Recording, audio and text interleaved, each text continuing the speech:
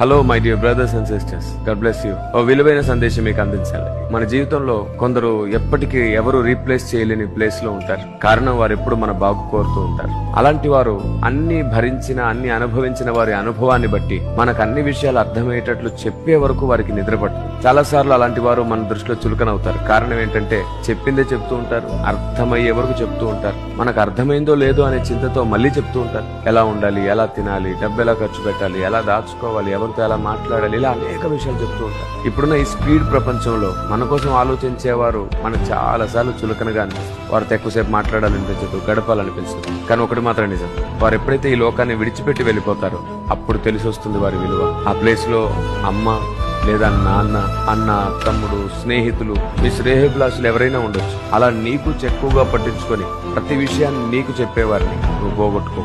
God bless you.